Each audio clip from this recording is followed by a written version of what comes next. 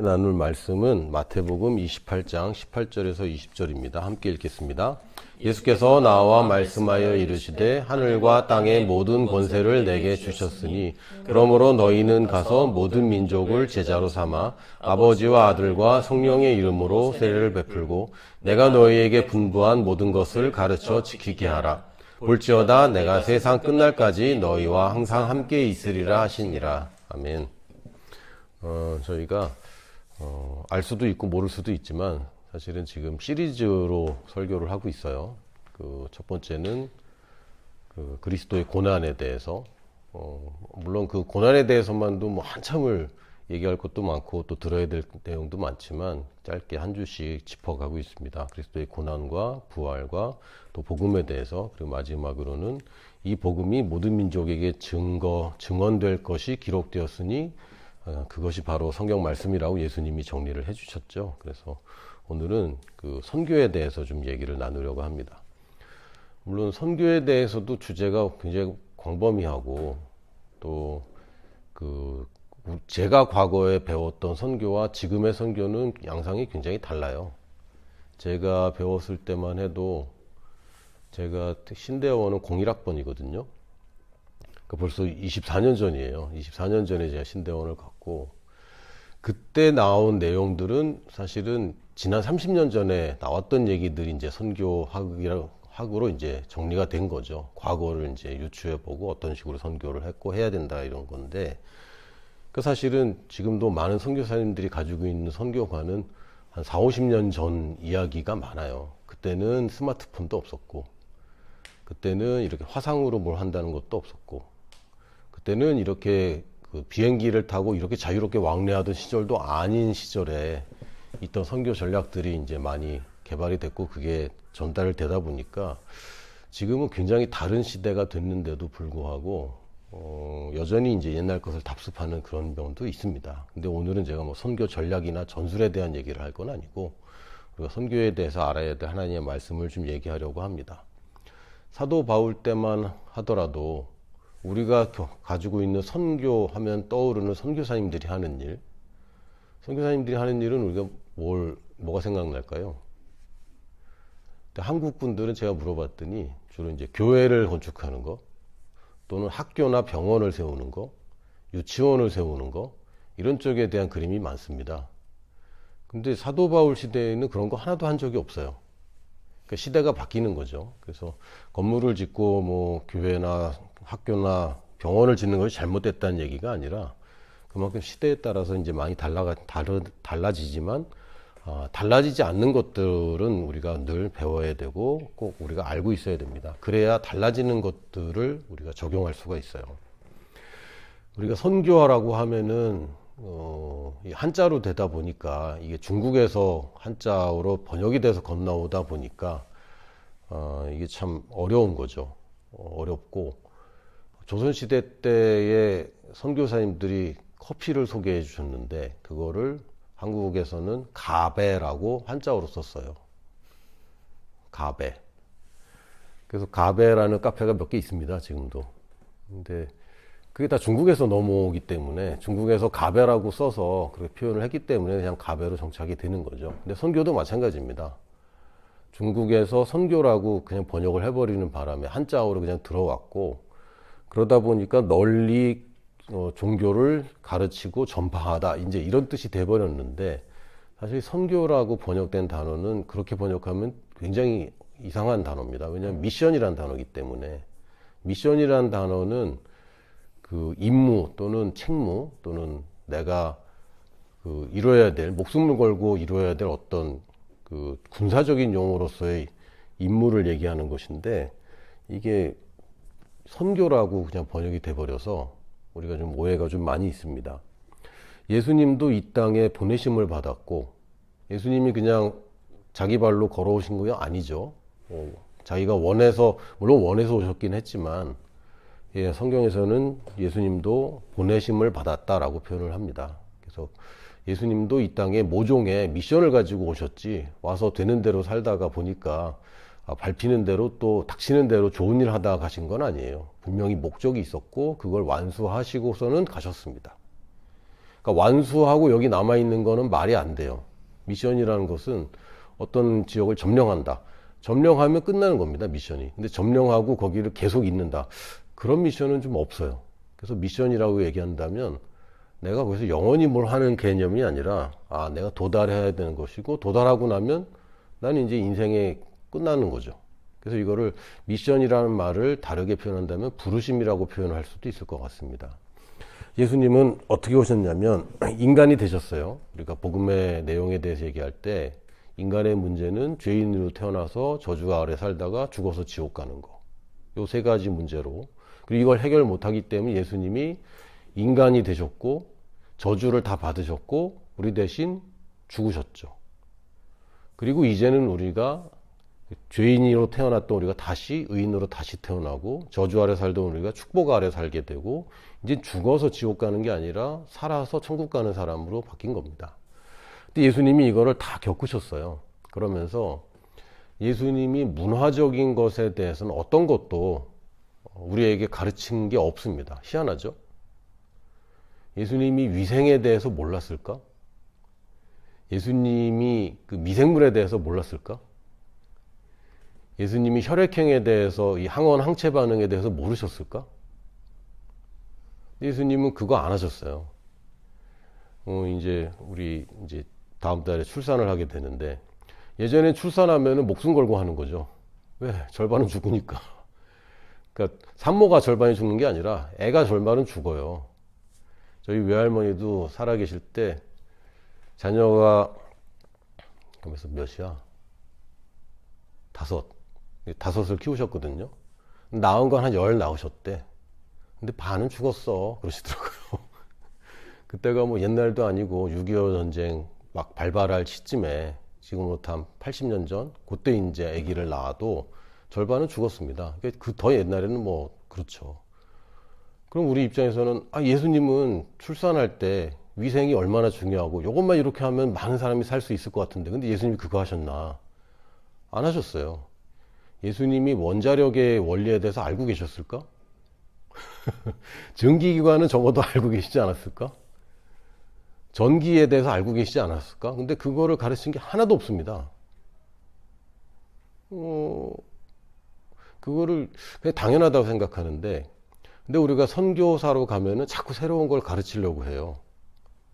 근데 예수님은 새로운 걸 가르친 게 없어요. 하나님 말씀 외에는 새로운 문화나 문명이나 새로운 과학적인 진리를 가르친 게 없어요. 그게 사람의 생명을 좌지우지하는 것일지라도 예수님은 그런 걸 한 적이 없습니다. 심지어는 정치적인 얘기도 한마디도 안 하셨어요. 아주 심각한 얘기인데 선교사가 구한말에 한국에 오신 선교사님들은 친일파였을까요? 아니면 독립파였을까요?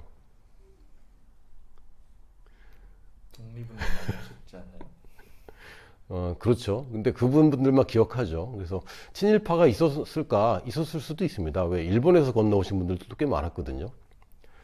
그런데 우리는 선교사인데 독립하는 거 안 도와주고 그러면 우리는 막 기분이 안 좋죠. 당연히 도와줬어야 되는 거지. 그리고 실제로 많이 도와주신 분들이 있고.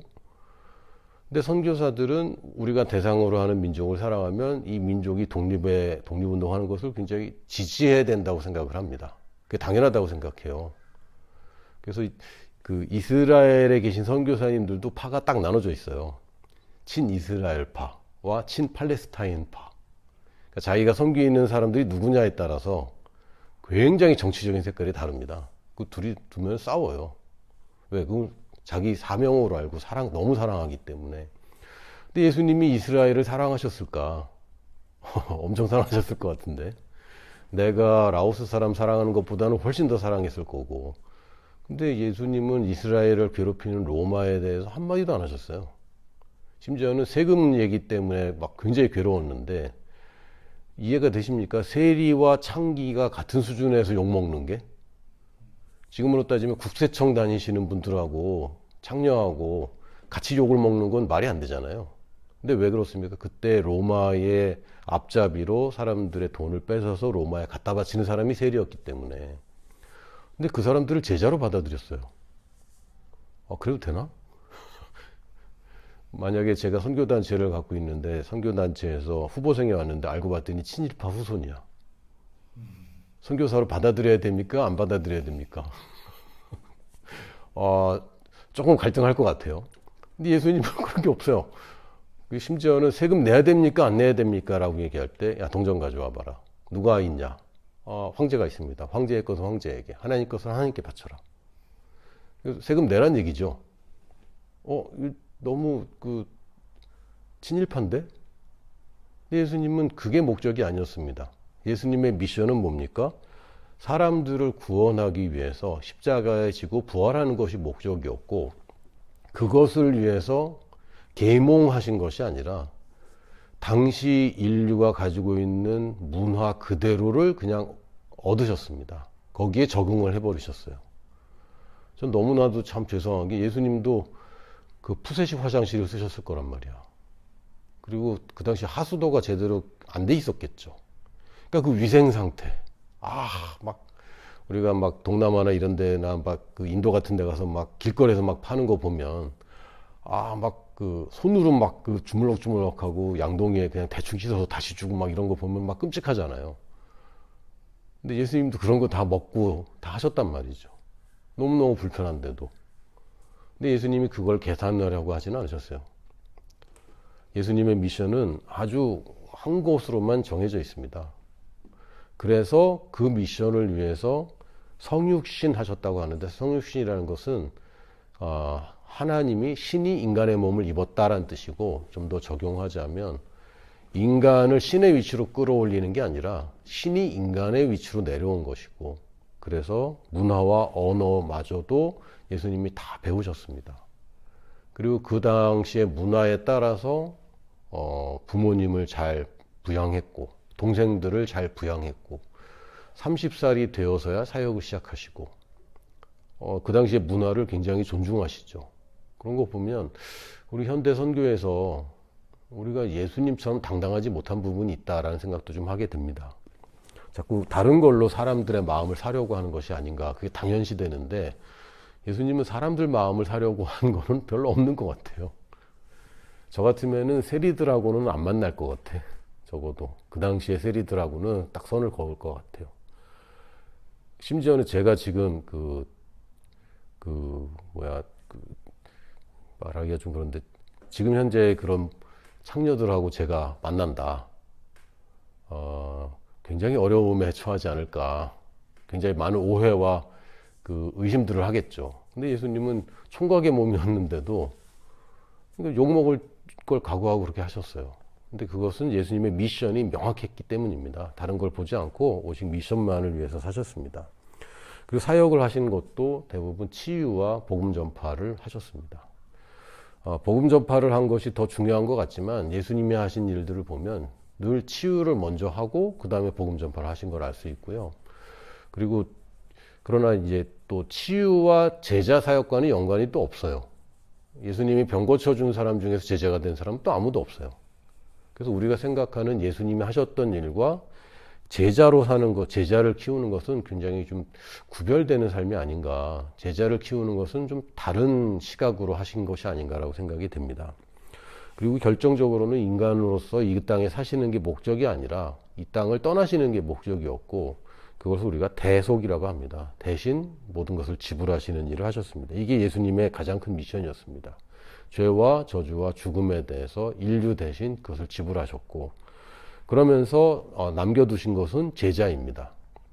예수님이, 저는 좀 안타까운 게, 예수님이 좀 글이라도 좀 써놓으셨으면 참 좋았겠다. 적어도 몇 마디라도 써놨으면 그거야말로 진짜 성경 아닌가요? 그랬으면 참 좋겠는데, 그리고 예수님이 말하는 걸 제자들이 또 그걸 받아 적은 것도 없어. 너무 아쉽잖아요. 좀 적어도 지금으로는 녹음을 해서 뭐 이렇게 녹취라도 했을 텐데, 그 당시는 예수님의 말씀하시는데 한 사람도 받아 적은 사람이 없는 거예요. 단지 사람만 남겨놓으셨고, 사람이 기억하고 있고 믿고 있는 예수님이 하신 말씀만 남아 있습니다. 예수님은 오직 제자만 남기셨어요. 건물도 안 남았고 어떤 유물도 남아 있지 않습니다. 그래서 제자만 남기셨는데, 처음에 예수님이 제자를 삼으실 때는 함께 있기 위해서 부르셨다라고 되어 있고, 마지막에 예수님이 부활하시고 승천하실 때는 네가 모든 민족에 가라. 내가 너희와 항상 함께 하겠다. 라고 함께 하는 것은 부를 때나 보낼 때나 늘 동일한 것을 알 수 있습니다. 그리스도의 미션은 그런 것이고요. 우리의 미션 또한 그리스도의 미션에 동참하는 겁니다. 우리 인생이 별게 아니고 그리스도의 고난에 우리도 동참하는 거고 그리스도의 부활에 동참하는 거고 이 복음이 전달되는 것에 동참하는 것이고 그래서 이 마지막 그리스도께서 남겨두신 미션에도 우리가 동참하는 것입니다. 우리에게 주신 미션을 이 시대에 한마디만 한다면 마태복음 24장 14절이라고 할 수 있어요. 이 천국 복음이 모든 민족에게 증언되기 위하여 온 세상에 전파되리니 그제야 끝이 오리라. 30년 전까지만 해도요. 모든 민족에게 전파해야 돼. 이게 굉장히 강했거든요. 지금은요. 왜 안 됐지? 약간 이런 느낌? 지금 왜 안 되고 있지? 충분히 될 건데. 언어의 장벽도 이제 거의 허물어졌고 지리적인 장벽도 이제 거의 없고 물론 정치적인 뭐 어떤 그런 걸로 이제 막혀 있는 부분들이 좀 있긴 있지만 사실은 그것도 기독교는 복음은 다 뚫고 들어갔습니다. 적어도 믿는 사람이 하나도 없는 나라는 없어요. 그 민족 가는데 이제 아직 없는 경우가 좀 있긴 있지만 그래서 요새는 미전도 종족이란 단어도 잘 안 씁니다. 왜 이제는 뭐 어떻게 파악할 수도 없고 유튜브를 통해서든 뭘 통해서든 그냥 어느 날 그냥 복음 들어버릴 수 있거든요. 그러니까 이게 참 가시화된 세대인 것 같아요. 이 21세기는 모든 민족에게 복음이 증언되는 걸 볼 수 있는 시대가 되었습니다. 이런 상황에서 우리가 이 미션을 놓친다면 이건 마치 내일 기말고사인데 지금 놀고 있는 거랑 마찬가지인 거죠. 지금까지 안 했더라도 지금부터는 해야 되는 그런 미션입니다. 마태복음을 보더라도 예수님이 이제 유언하신 것, 예수님 우리에게 남겨주신 미션이 사복음서마다 조금 초점이 달라져서 이제 말씀이 전해져 있습니다. 그래서 마태복음 28장 18절에서 20절에서 뭐 모든 민족에게 전하라, 가라 이런 거는 다 동일한 메시지고 특별히 마태복음에서 강조되는 것은 제자입니다. 제자를 만들어라. 마가복음에서는 너는 막 다니면서 복음을 전해라. 그러니까 복음을 선포하고 전하는 것에 이제 초점을 두셨고요. 누가복음은 사실 누가복음 유언이라는 것은 누가복음에 기록되지 않고 누가가 계속 후편으로 지은 사도행전 1장 8절을 저희가 알고 있죠. 여기서는 또 증인에 대해서 또 강조를 하셨습니다. 요한복음은 베드로와의 문답을 통해서 내 어린 양을 먹여라, 양을 키워라, 내 양을 먹여라. 이렇게 해서 양의 목자가 되는 것을 강조를 하셨는데 어떤 경우 보니까 다른 마테마가 누가는 이제 제쳐놓고 요한복음만 자꾸 강조를 해서 어떤 내가 어디를 가는 것 또는 모든 민족이라는 개념을 자꾸 잊어버리고 양을 잘 키워야 된다. 이제 여기에 집중하는 모습들도 보는데 이러면 곤란한 거죠. 네 가지의 유언이 있다면 네 가지를 다 종합해서 이거를 우리가 하나로 묶어야지 넷 중에 하나만 취해서는 곤란합니다.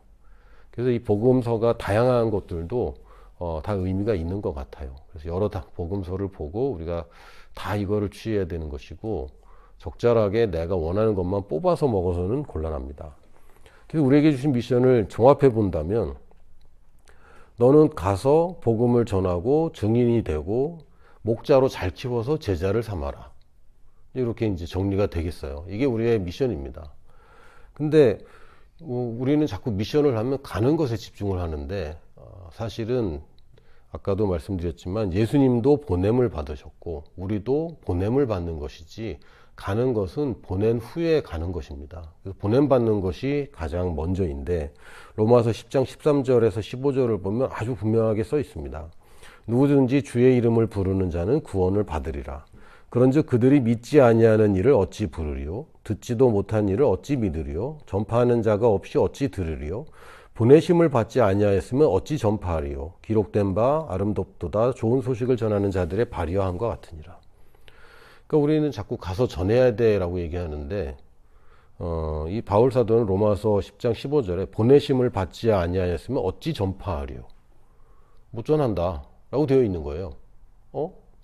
우리는 가서 전하라고 자꾸 배웠는데 야, 안 보내면은 가지도 못하고 뭐 전파 못해 라고 얘기할 정도로 보내심을 굉장히 강조하고 있습니다. 근데 저도 로마서를 여러 번 읽고 10장도 읽었는데 제가 현장 선교사로 있을 때는 이게 안 보이더라고요. 그래서 일단 듣게 해야 되겠다. 여기에 이제 초점을 맞췄었는데 제가 한국에 와서 선교단체를 섬기고 하다 보니까 뭔가 좀 시야가 넓어지기도 하고요. 또 한편으로는 시각이 달라지면서 그게 아름다운 발은 맞다. 하지만 보내는 것에서 시작하는구나. 그래서 저희가 교회를 시작할 때 이름을 보내는 교회라고 지었습니다. 그래서 부르심은 다시 얘기하면 보냄받은 곳이라고 여기면 딱 맞습니다. 내가 여기 있는 이유, 지금 있는 곳, 그리고 내가 가야 할 곳. 딱 두 장소가 있을 뿐입니다. 우리는 지금 있는 곳이 있고요. 또 가야 할 곳이 있어요. 그럼 지금 있는 곳은 잘못된 곳이냐? 물론 여러분이 탕자처럼 외국 나가서 아버지 유산을 방탕하게 쓰고 있다면 거긴 있어야 될 곳은 아닙니다. 그런데 그게 아닌 이상 여러분은 지금 가고 있는 도중에 있는 것이고 지금 있는 곳에도 여러분의 부르심이 존재하고 그러나 최종적으로 가야 할 곳을 잃어버린다면 지금 있는 곳에서 뭘 하는 것은 의미가 없어요. 예수님이 목 쓰셨지만 장애인들의 목발 만드는 데 삶을 헌신하지 않았습니다. 그렇죠? 예수님이 목수일을 그러니까 30살이 될 때까지 목수로서 일을 하셨거든요. 당시 생각해보면 한 10살 넘으면 일을 했을 거니까 거의 20년을 목수 일을 하셨잖아요. 그런데 사역하면서 그걸 적용한 거는 아무 데도 없어요. 아무 데도. 근데 우리는 자꾸 목수로 살았으니까 목수를 통해서 뭘 해야지. 이것도 착각일 수 있습니다. 그러니까 그게 다 틀렸다는 얘기는 아니고 그게 잘못됐다는 얘기는 아닙니다. 그런데 우리가 너무 부르심에 대해서 너무 편협한 것이 아닌가. 하나님을 믿으면 되는 건데 너무 우리가 살아온 길에만 너무 집착하는 게 아닌가 라는 생각도 해봅니다. 그 부르심은 지금 있는 곳, 그러나 여기가 목적은 아니고요. 우리가 가야 할 곳이 있습니다. 너무 여기 지금 있는 곳에서 부르심을 자꾸 짜맞추는 것은 곤란하고요. 내가 가야 할 곳이 진정한 부르심이기 때문에 내가 보냄받기 이전에 준비할 것이 있기 때문에 지금 있는 곳도 나의 부르심에 속합니다. 요한복음 17장 18절에서 22절 보면 요한복음 17장을 보면 예수님이 이제 제자들 남겨놓고 가야 되는 이런 상황에서 아버지께 기도한 내용이 굉장히 길게 자세하게 기록이 되어 있습니다. 근데 그 중에 일부만 발췌를 해서 본다면 18절에 아버지께서 나를 세상에 보내신 것 같이 나도 그들을 세상에 보내었고 또 그들을 위하여 내가 나를 거룩하게 하오니 이는 그들도 진리로 거룩함을 얻게 하려 함이니이다. 내가 비옵는 것은 이 사람들만을 위함이 아니요 또 그들의 말로 말미암아 나를 믿는 사람들도 위함이니 아버지여 아버지께서 내 안에 내가 아버지 안에 있는 것 같이 그들도 다 하나가 되어 우리 안에 있게 하사 세상으로 아버지께서 나를 보내신 것을 믿게 하옵소서. 내게 주신 영광을 내가 그들에게 주었사오니 이는 우리가 하나 된 것 같이 그들도 하나가 되게 하려 함이니이다. 아멘. 아버지가 예수님을 보내셨고 또 예수님은 제자들을 보냈습니다. 그러나 예수님의 초점은 거기서 끝나는 게 아니죠. 누구까지 갑니까? 그들로 말미암아 나를 믿는 사람들까지. 그 사람들은 또 제자들이 또 보내는 것이고 보냄받은 사람이 보내고 또 그렇게 보냄받은 사람이 또 보내고 해서 모든 민족에게 복음이 증언되는 것이 예수님이 우리에게 주신 미션입니다. 우리가 여기서 보냄받고 가서 또 보냄받고 그래도 뭐 될 것 같긴 해요. 그런데 짧은 인생이기 때문에 우리가 보냄받은 것과 또 우리는 보내는 일에 하게 될 것입니다. 여러분이 보냄받는 곳에서 사람들을 모으고 세력을 만들고 하는 것은 예수님이 원하는 그림은 아니었습니다. 우리가 보냄받은 곳에서 거기서 부르심을 이루면 결국 그 부르심 안에는 우리가 또 누군가를 보내는 것이 들어있는 것이죠. 그 제자를 삼는다는 것은 내가 잘 키워서 이 제자를 또 보내는 것까지 포함합니다. 그것이 우리의 미션입니다. 저도 최근에 이제 큰아들이 이제 가출은 아니고 출가라고 해야 되나? 이제 다른 교회에서 하는 공동체에 이제 들어가 살게 됐어요. 한 10명 정도가 한 집에 사는데 거기 이제 들어가게 된 거죠. 어떻게 보면 제가 보낸 거예요. 보내고 신경이 쓰일까요? 안 쓰일까요? 엄청 쓰입니다. 엄청 쓰여요. 그래서 어제는 오랜만에 만나는데 밥을 잘 못 먹고 사는 거죠. 왜냐면 거기서 누가 밥을 안 해주잖아. 자기가 다 챙겨 먹어야 되고 자기가 사다 먹든지 뭐 요리를 해 먹어야 되니까 힘들어하는 거예요. 그래서 어저께 일단 거기 얘가 막내고 고등학교 졸업하자마자 들어가니까 얘만큼 어린 애가 없어요 또. 그래서 라면 3박스를 이제 보내줬죠. 정확히 4박스. 끓여 먹는 라면 2박스, 사발면 2박스. 형들하고 나눠 먹어라. 이렇게 보내줬는데, 데리고 사는 게 훨씬 편해요. 신경이 안 쓰이거든. 근데 보내놓고 나면 더 신경 쓰이는 거죠. 그래도 보내야 되는 거예요. 그게 맞는 거죠. 내가 여전히 결혼했는데 아버지 집에 살고, 여전히 아버지한테 용돈 받아 살고, 그건 성경적인 그림은 아닙니다. 물론 사람마다 상황이 다르고 여러분 모두가 다 그 보편적인 인생을 사는 건 아니라서 독특한 인생과 독특한 시점이 있을 뿐입니다. 그러나 일반적으로 옳다고 볼 수 있는 건 출가해서 독립하는 겁니다. 교회도 마찬가지입니다. 교회는 제자들을 많이 키워서 교회를 크게 만드는 것이 교회의 사명이 아니라 교회는 제자를 잘 키워서 보내는 것이 사명인 것이고 그 보냄받은 교회는 거기서 또 교회를 잘 세워서 또 제자들을 보내는 것입니다. 이게 우리의 사명인 것이죠. 예수님도 이 땅에 교회를 건축한 적이 없고요. 이 땅에 어떤 조직을 만든 적도 없습니다. 이 땅에 뭐 하나 남겨놓은 게 없어요. 제자들만 남겨놓으셨듯이 우리의 목적은 우리가 보냄받은 곳에서 제자를 남겨서 그 제자가 또 보냄받는 것이 우리의 목적이고 이것이 우리의 선교입니다. 그러다 그것을 위해서 뭐 학교도 필요하고 병원도 필요하고 비자도 필요하고 비즈니스도 필요하고 한 것이죠. 그러나 우리가 시대에 맞는 전략과 전술이 필요하지만 우리가 본질을 잊어서는 안 되겠습니다. 그래서 우리가 그리스도의 선교에 동참하는 것이지 그리스도가 우리 선교를 도와주는 게 아닙니다. 예수님의 미션은 이 고유한 미션은 예수님을 따르는 자들을 통해서 지금도 이루어가고 있는 것이고 언제 완성됩니까? 모든 민족에게 이 복음이 증언되면 그제야 끝이 올 것이고 우리는 실제로 죽지 않고 살아서 예수님이 다시 오는 것을 기대할 만한 세대에 살고 있음을 여러분 꼭 기억하시기 바랍니다. 아멘.